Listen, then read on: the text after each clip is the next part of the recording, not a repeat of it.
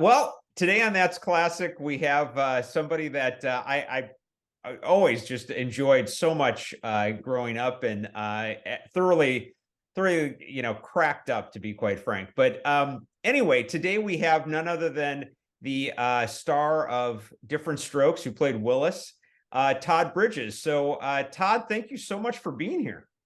Oh, thank you so much for having me. I appreciate it. Oh, definitely, definitely. And just to put out, because the people that are listening, if you want to see Todd and I, you go to www.youtube.com/that'sclassictv. You can actually see the two of us on this interview. So, Todd, to start out of the gates, let's talk Diff'rent Strokes. Do you remember that first time that you met Gary Coleman? Yeah, I met him.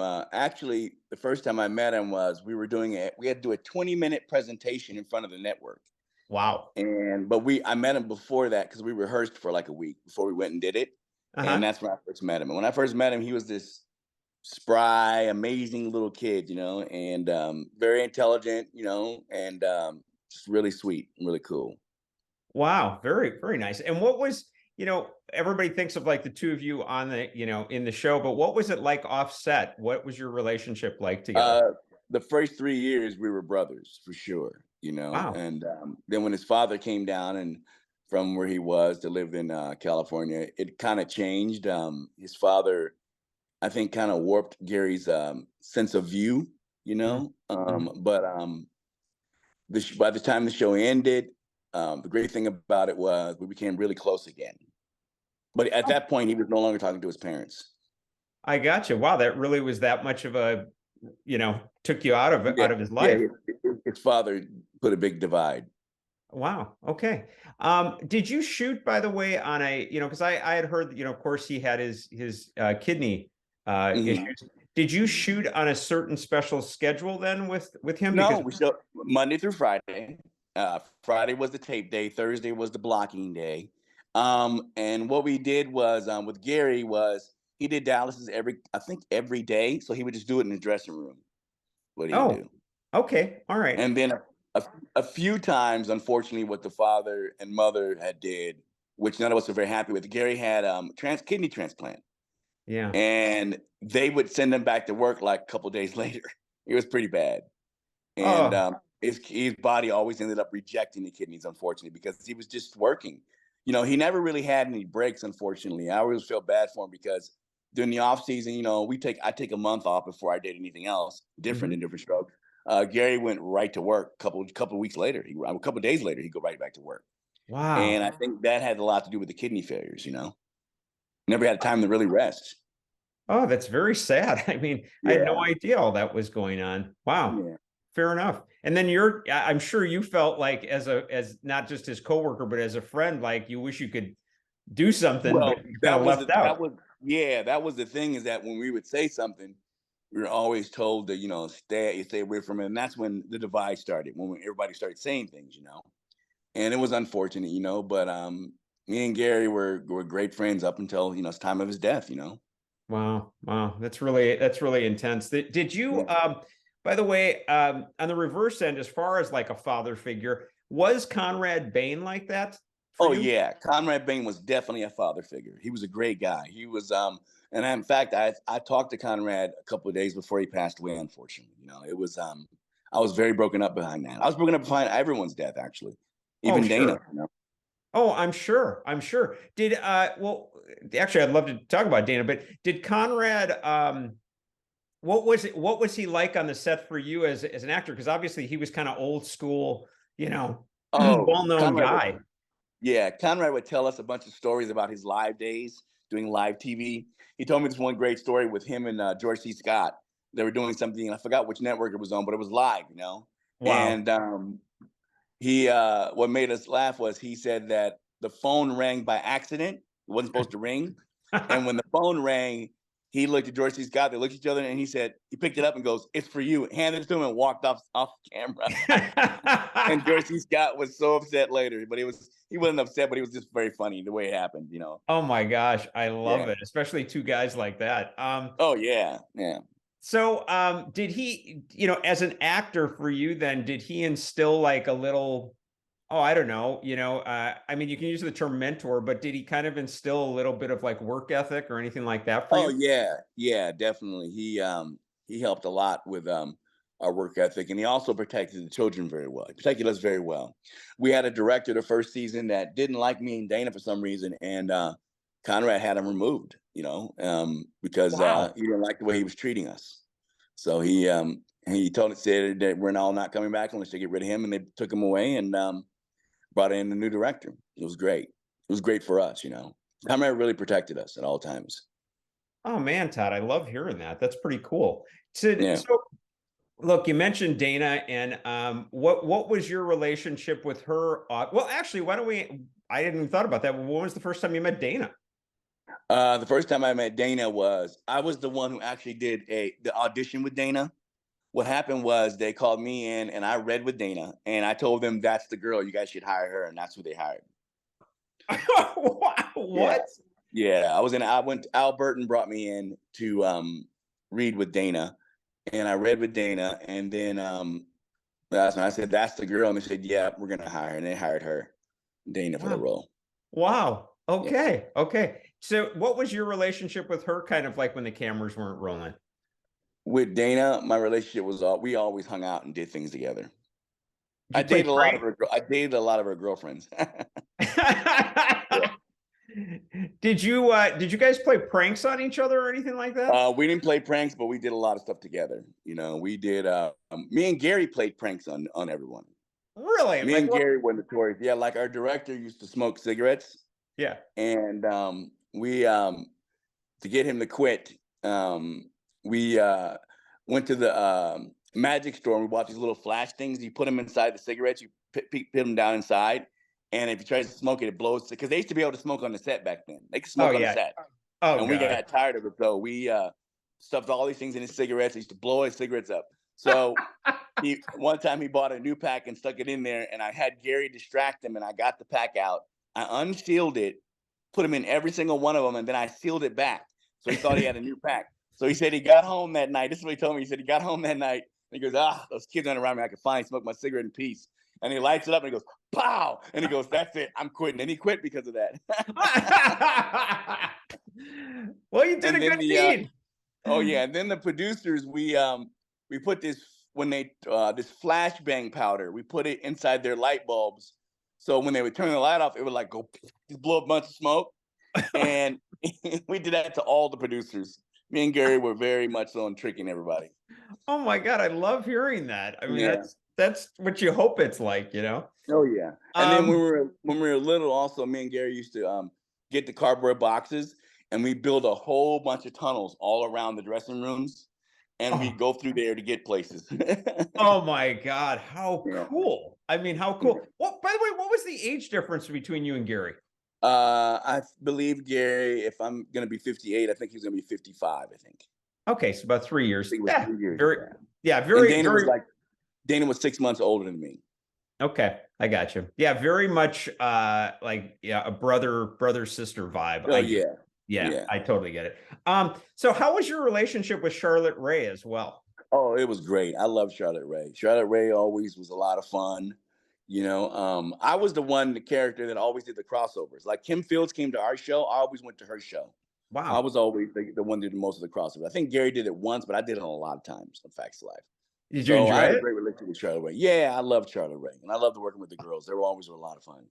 Yeah, did you look forward to those times when they would send Oh you over? yeah, yeah. Because I look forward to because I always had the easy part. Come in and say a couple lines, and that was it. I was gone. God, what a life. So one of the, I went through the whole show, like looking at different aspects of it, whatever. And one of the things Mhm. was that Janet Jackson had been on a couple of episodes. What was that kind of a big deal for you when she was? Well, I was the one that had Janet Jackson hired as my girlfriend. Oh, So yeah, I mean, come on. I used to see Janet when we first started Diff'rent Strokes. I see Janet in the hallways on Good Times. She was doing Good Times. Oh yeah. And when they wanted to hire me a girlfriend, I was like, okay, you guys got to, I told Janet, called them and said, hey, you're going to hire Janet Jackson. And they hired Janet Jackson for it. Oh my gosh, that is Yeah. wild. So Yeah. did you guys have a pretty good friendship then? Yeah, we dated for a little while too. So she's a good Oh, person. Really good Oh, person. very cool. I didn't realize Still that. talk to her to this day, though. I still talk to her. Oh, very nice. Very nice. And what Yeah. about you mentioned that she was in the hallway and you had good times. Did you get to know any of the actors over there? Like obviously, like JJ Oh Walker, yeah, somebody like that? I knew everybody. Yeah, but also when I was on a show called Fish, I knew John Travolta, Lawrence Hilton Jacobs. I knew all those. I knew the guy from the Gong Show, the Chuck Barris, I think it Chuck was. Barris, yeah. Yeah, we used to talk all the time when I was little. We used to talk all the time. Chuck Barris was pretty hysterical. He's Oh, funny. is They all that were funny. Yeah. oh, that's Yeah. funny. And I also I knew the cast of Soap too. The oh, cast of Soap. jeez. Yeah, I knew the cast of them too. Oh my gosh, that was a real, I mean, you were a groundbreaking show and they were a groundbreaking show. Yeah, yeah. I still love that show. I can watch that show today and it's just hysterical. I agree with you. I totally agree. So you I definitely want to talk about Fish, but I want to know the other one was Nancy Reagan was on the show, which is kind of wild. Oh, yeah. Like First Lady. Was that like an intense like Secret Service deal? Oh yeah, when Nancy Reagan was on our show, we had to have these badges, and every door you went through, they scanned your badges, make sure you were who you were, and the entire audience was Secret Service. So unfortunately, they wouldn't laugh at our jokes, but they laughed at all Nancy Reagan's jokes.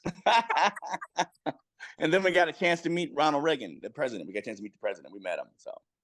Oh my gosh! Yeah. Come on. Yeah, it was a lot of fun. That must have been pretty intense as a kid. You're meeting the president of the United States. It was. Wow. So you mentioned Soap, but do you ever still watch Diff'rent Strokes or not? Yeah. Sometimes I do. Yeah, sometimes I do.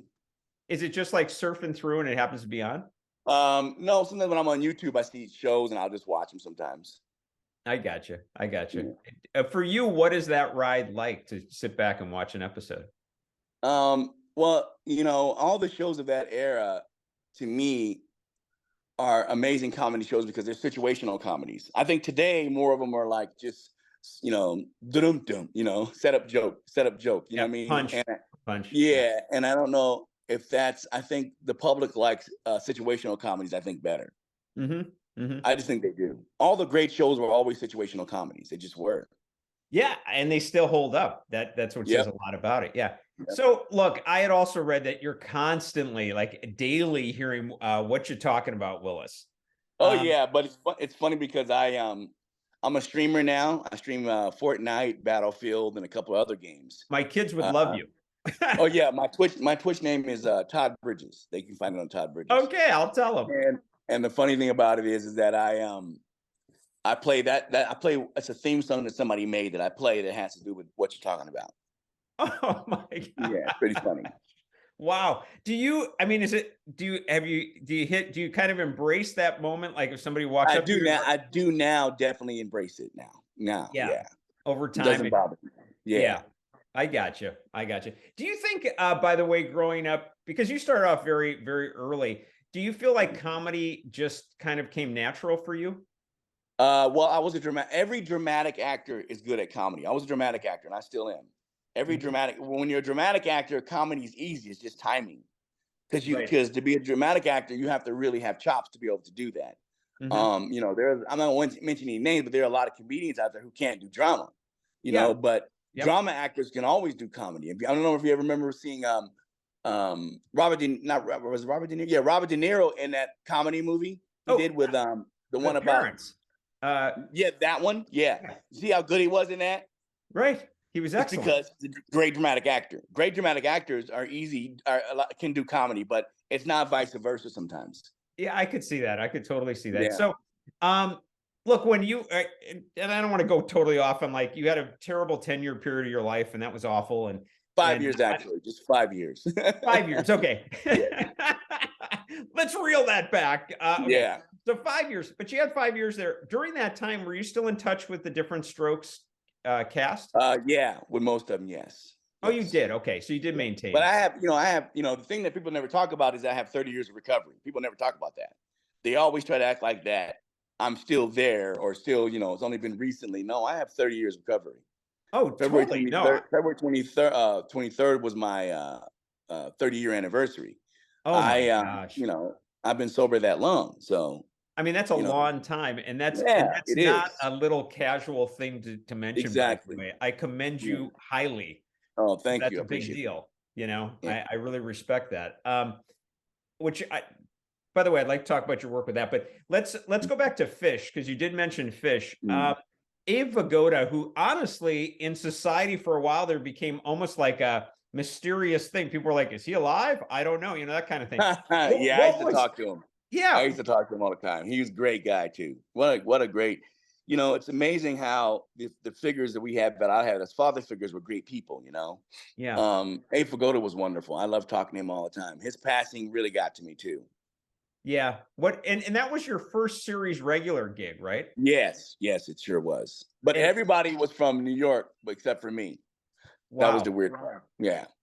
how did it feel because you had done other things to finally be like, you're the guy, you're a series Well, regular? how I got that show was I did an episode of Barney Miller, Hmm. and Danny Arnold, who was the creator and exec producer of the show, said he wanted to get me my own show. And he, when he talked to Abe Vigoda, they decided to set me and Abe Vigoda up. So the show Fish was invented for me and Abe Vigoda. Oh my gosh. Yeah. Oh, okay. Well, And then they just put a bunch of other pieces around us. oh my gosh, that's wild. And you had a good chemistry with Abe, obviously. Oh I mean, yeah, I had a great chemistry with him, wow, wow. Was on he? and off the set. Same Yeah, thing with right. Conrad Bain. It was both with both of them. Wow. What Abe Vigoda is one of those guys, like you watch him and he is just funny. But when Yeah. he was offset, what was his demeanor? Oh, he was a fun guy. He was very, very fun. Like Really? to make jokes and have fun. Yeah, he was a I'll be lot of fun. darned. Wow, Yeah. because he was always kind of that, kind of deadpan thing. Oh yeah, yeah. Then because he was also in he was in um the mob movie. What, can't think of the name right I now. know, I can't think of it either. Godfathers. Yeah, Godfather. Duh. Godfathers. Yeah. Yeah, So I I'm mean, the with guy you. getting killed in Godfather. He turned on the family. But it was great seeing him in that too. Oh God, yeah, heck yeah, no doubt. Now, so you were, honestly, Todd, I don't think a lot of people realize how much like you kind of broke ground in the business for a lot of Oh yeah. black actors. I mean, Yeah. seriously, ridiculous. But you were the first black actor I noticed that appeared on the Waltons and Little House on the Prairie, which, by That's the way, I have right. a ton of subscribers that are massive. They love those shows. I do too. Oh, thank you. What was that like for you to be on first the Waltons? I was on Little House on the Prairie first. Oh, okay. Well, why I'll don't we tell go you there how I first? got on the Waltons, which is very funny. I was on Little House on the Prairie, and it was a very groundbreaking show. Mhm. It said a lot. I don't know if you see, there's a lot of memes that go around about that show, that one episode I did, because the things I say, Yes. on the show, which has a very, it's very relevant today, very relevant today. And so what happened was, they were looking for, after they saw the Little House on the Prairie episode, they were like, we need a black kid on the Waltons, right? And instead of finding a new kid, they said, let's just get the kid that can do it. And they brought me in, and I did it. I did that role too. So. Okay, that's pretty funny. And what was it like working with Michael Landon? I mean, Oh, obviously Michael he's the Landon show. was great to everybody. He was such a wonderful actor to work with. He was also a person I looked up to. He was a good guy, really good guy. Gosh, you've been one very fortunate Yeah. guy as a young actor. So, did the working on the Waltons versus working on Little House, what would you say the difference was in the two sets for you working on those shows? I didn't think the difference was just because everybody was great wherever I was. I think the difference was it was just two different locations. That's all. Everybody else was wonderful. Very cool. Very cool. Do you I have a? remember one of the lines from the Waltons. I go, got a fish hook in my foot. I think I said something like that for that episode. I love it. I love it. Well, that's pretty cool. That's pretty neat to Yeah. hear. Did you have to audition for Little House or not? Yes, Little House I did, not the Waltons. Did But you Little House I audition for did. Michael? Yeah. Yes, I did. Michael and the other producers. Yeah. Okay. Do you remember the audition? Do you remember any feelings at I that just point? I went in there and blew it up. Tore it apart. Made them all cry. So that was enough. Wow. By the way, this is something I've asked various actors that have been on the show. For you, when they say, Todd, we need you to cry in this scene, and we need to do 6 takes. Where do you go? Are you able to do it? You have to go somewhere that will make you a little upset to cry, but you have to get out of it. You have to be able to get out of it. That was one of the things that Gary had to cry on the show, but he could never stop crying when it happened. Oh, But you just have to be able, as an actor, you got to give it your all. You give it your all, get them what they need, and then you get out of it. But it also pays to, if you got a very emotional scene, and like say, especially in the age now, if you have a very emotional scene, you want to always be by yourself until you get the scene done. No, really not too much communicating with people, so you can get yourself in that mode to be able to do a great performance. Wow, that's excellent advice, by the way. That's great. I have an acting background myself, so I can understand where you're going with this, and I think that's pretty cool. Yeah. So you also worked on the Love Boat, which I don't know, that was another one of those shows where I never missed it. But what was the energy like on that set, let's say, compared to like the Diff'rent Strokes set? Well, the thing that I was only upset about the Love Boat is that we didn't get to go on the actual cruise. That's what I wanted to do. See, they had cruise episodes, and our episodes was, at somewhere, studio. I wanted to go on the cruise. I wanted to go on the cruise. Shoot on, on the water. But that episode they didn't shoot on the water. But I think the fun part about it was playing Marilyn McCoo and Billy Davis Jr.'s kid. That was fun because I knew them as singers, really were good singers. So it was great to actually meet them in person. They were really good to me too. Wow, that's actually very cool. Yeah. So Ted Lang and I, we remained friends for years to come. So that's good. It's funny you say that. Ted is somebody that I have my list of who I'm reaching out to, and Ted's on my list because I've heard I've heard so many people say he's just a wonderful person. He is. Yeah, he's a good guy. So I like hearing that. I really do. So your mom was an actress, and she was also a very successful Hollywood manager, as a matter of fact. Yeah, but also she was an acting coach. She taught Neil Long. Oh, wow. Lamont Bentley, Regina King, Nia Lathan. She taught a lot of people that are on successful shows. Wow, that's pretty awesome. Jesus. Oh yeah. How did she influence you as an actress? Well, I wanted to be on TV ever since I saw the Redd Foxx show, and seeing the Redd Foxx show made me want to be like Redd Foxx. Want to be like Redd Foxx. And one of the things that I think that was really funny was I got to meet Redd Foxx in real life because it was the same company that did his show did Diff'rent Strokes. And I remember one day they bought me the studio bought me a motorcycle helmet, right? And I'm like sitting in the hallway. Me and Kim Fields were trying to figure out. Me and Kim Fields in the hallway, like, why would they buy us a motorcycle? Are they afraid I'm going to hit my head somewhere? We didn't even have a bike at the time. Couldn't figure out why they bought us a motorcycle helmet. So Redd Foxx walks by and he's like, "Hey kids, how you doing?" We're like, "Good." We're like, "Oh, you got a motorcycle, huh?" I'm like, "No, they bought us this for Christmas, and we don't know what to do with it." And he's like, "What?" He says, "Okay, I'll take care of this." And then 4 days later, he bought us in 3-wheelers. Redd Foxx bought us 3-wheelers. Wow. Yeah. Wow. So he said, "Now you can use your helmet." He said, "Now you can use the helmet." Oh, is that awesome? Yeah. Did you? Yeah. So for you, because I believe when that happened, when you first saw him, you were in San Francisco. Now you're on the set, you're seeing him. Was that a big moment for you as a kid? Actually meet this idol? The guy who I idolized and who always wanted to be on TV because of him. Yeah, it was the greatest moment of my life, I'm sure. It definitely was. Wow. That's pretty cool. So you went kind of pushing forward here slightly. You did Battle of the Network Stars. Do you recall any special moments from that experience? I was killing Leif Garrett in the run, but got my leg caught in the net. Oh, if I would have just taken my time, I would have went over the net and blew him away. But I got caught in the net, ended up losing the race. But I remember one of the big things where we were running and they put what's his name? Robert Conrad, the guy with the battery on his shoulder. Okay, of course. So Robert Conrad was like, "I'm gonna run the race. I'm gonna win." I said, "Robert, I'm faster than you are." He goes, "No, you're not. You're just a kid." I said, "Well, then let's race." I raced him and blew him away. And he's like, "Okay, you can run." And I ended up winning that race. And then I remember we did the long run. I think the 440, and I told them they should put me at the end, but they didn't. They put me first. They put Dana at the end, and we lost that one. And Dana ran out of gas. That is funny. That always looked like a truly competitive time, but really fun. It was, yeah. But I think the most fun though was Circus of the Stars was the most fun. Oh, what did you do?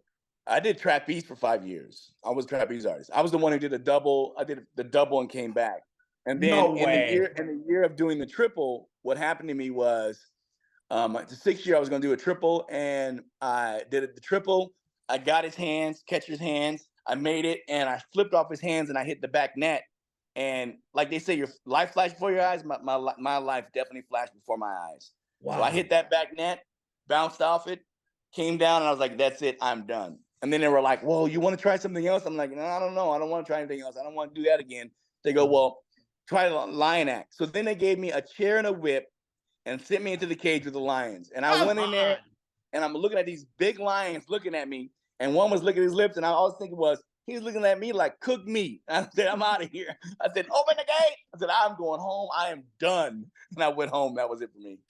Well, I am like sincerely impressed that you did a double flip, double back, trapeze. That's so. I mean, that is. But so I was a gymnast. Scary. I had double backs on the ground, front pikes. I had everything on the ground. I had everything. I was a gymnast for a long time. Wow, wow. I know. By the way, I think it was Judy Norton, who obviously you saw in the Waltons. She was on there and she did trapeze too. Yep. Wow. God, I'll tell you, that takes a lot of guts. So you go on and you do all these reality shows. I mean, you did Fear Factor, Hulk Hogan's Celebrity Championship Wrestling. I mean, there's a lot, Yeah. What did you enjoy most about doing this, like the reality competition format? I always choose the reality competitions of something that's going to be fun. I don't choose anything that's not going to be fun. Mm-hmm. And I've had a great time on all of them, but I do know that there's politics involved in those things now. Now that I do know that, really? Some things that are interesting, but I still love doing them. They're a lot of fun to do them. Yeah. Especially something that's fun to do. But, at my age, I don't know how many sports shows I can do anymore, so. Right. It's time to do other stuff, other shit kind of reality. So like I did Big Brother, Celebrity Big Brother. Oh, you did? And came in fourth. If I would have answered the one question right, I would have won the whole thing, but I blew it on the last question. So, wow. But it was a lot of fun. But being in a house for 30 days was very interesting with people that you didn't know. So, did you enjoy the process, or were there days? Yeah, I enjoyed it. I didn't enjoy the not being able to contact your loved ones, but I enjoyed the process. Wow. Did you? It's so funny. I read about you with these reality competitions, and a lot of them it was like, oh, you just missed that or something. Just like it was kind of like you were always like right on the cusp. Yep. Well, the wrestling I should have won, but they gave it to Dennis Rodman, which I outperformed him completely. I did all the tricks, and he only did a few. But I think that was a deal he had with Hulk Hogan. So. All the wrestlers said that I won. All the real wrestlers said I won that. I should have won that. Okay, that's pretty wild. So you formed with your brother Little Bridge Productions. Yeah, now it's called Predator Apex now. Predator Apex now. Okay. First of all, what's it like working with your brother? And then what do you, with the two of you, what type of programming do you like to produce?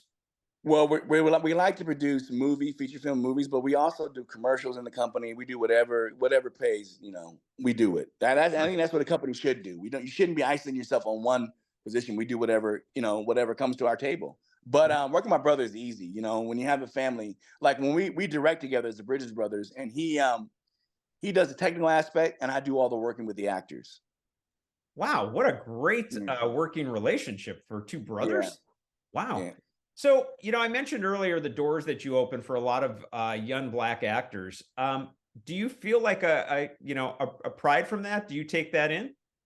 Oh, yeah. I think that, I think it's my entire whole family, actually, because at one point, at the very beginning, my dad was an agent, and you couldn't really get into Hollywood as a Black actor unless you went through my father, and my mother. You had to get in that way.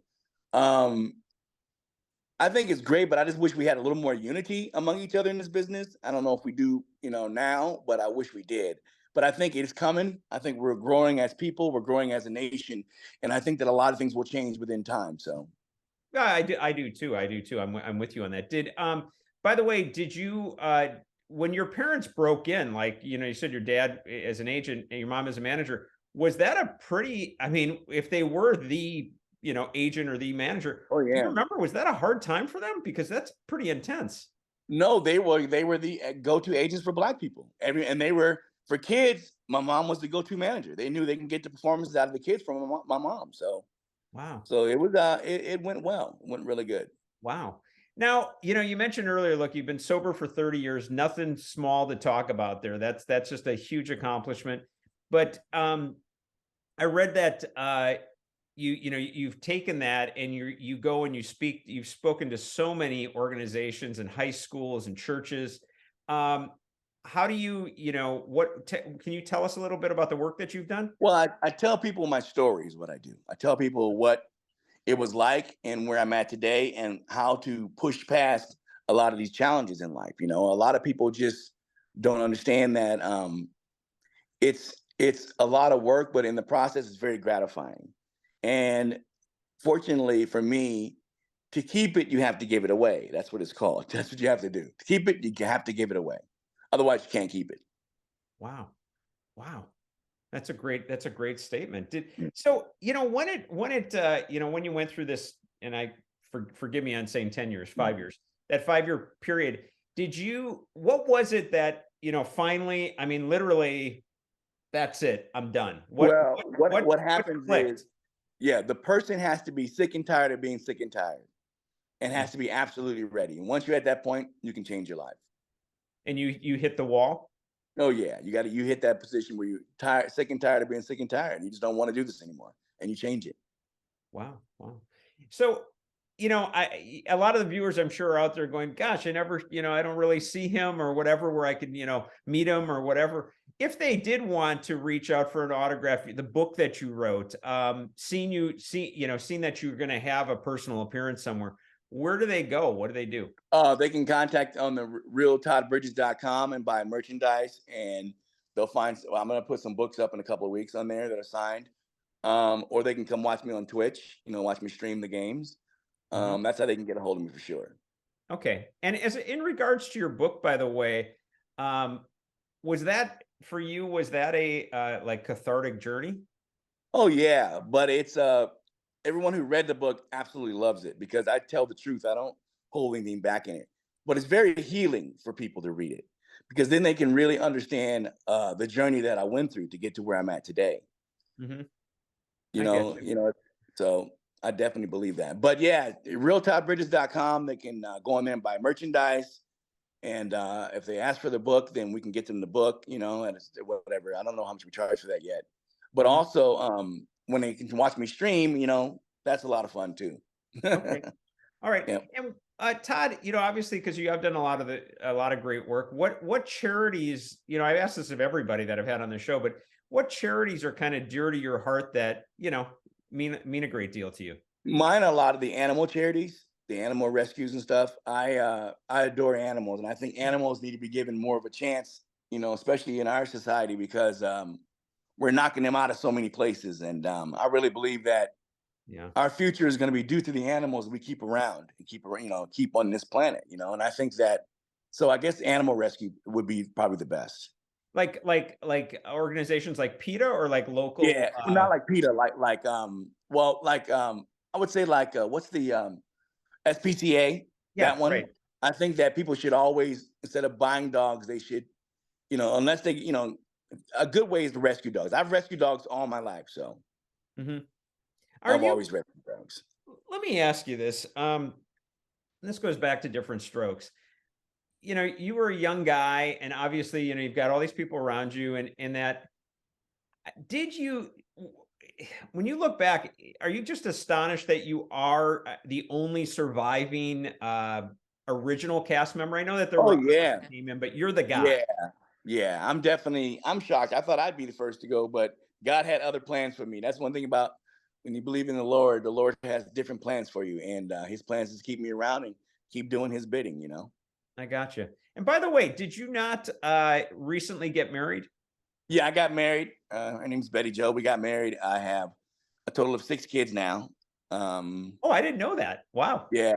Well, my 25, 26, 9, 11, 15, and 18. Okay. I'm impressed as a as a man. I'm impressed. How the heck are you close with your kids? Yeah, yeah. My older kids live in LA with Mhm. they live in LA. And my new wife and her kids, we all live in Arizona. So Okay, well, fantastic. Well, I'm really happy. I'm glad to hear about that. Did in regards to Diff'rent Strokes, by the way, because yeah, everybody obviously they look at what happened to Gary, what happened to Dana, all of this, but on the reverse side of the coin, Diff'rent Strokes is a great sitcom. I mean, Yeah. it's funny. What is that? How do you feel as a person knowing like that you've done a show that went on for so long and that it means so much to people? Like they take so much away from it, so much enjoyment. It makes me feel really good to know that that show was a show that a lot of people watched and couldn't wait to watch, and it wasn't just one race, it was everybody. Everybody enjoyed watching that show. Made me feel really good, it does definitely made me feel really good. Did you realize at the time, by the way, that it was in itself a groundbreaking show? Because as you said, you had mixed cast. Well, we got hate mail from both sides at the time. So it was interesting. Yeah, we got hate mail from both sides. Really? But more people enjoyed it than hated it, which was great. So Oh, wow. Okay. Well, I guess that says that they had a lot of guts to keep it on. yep, yep, yep. Good deal. Well, Todd, listen, you've been so kind, and for the people out there, Todd is he's on his vacation and he's taken the time to talk with me. So I really appreciate you doing that. And Thank you. yeah, thanks a lot for being on, Todd. I hope you have a wonderful vacation and I will. just just thank you for coming on. It's been just a lot of fun. I appreciate that. Thank you so much. All right. And don't forget, realtoddbridges.com and Todd Bridges on Twitch. Perfect. You got it. All right. Take care, Thank my friend. Bye-bye. Bye. Go ahead and hit the subscribe button in the corner of the video and the notification bell so you can be notified when I release my next episode. Enjoy.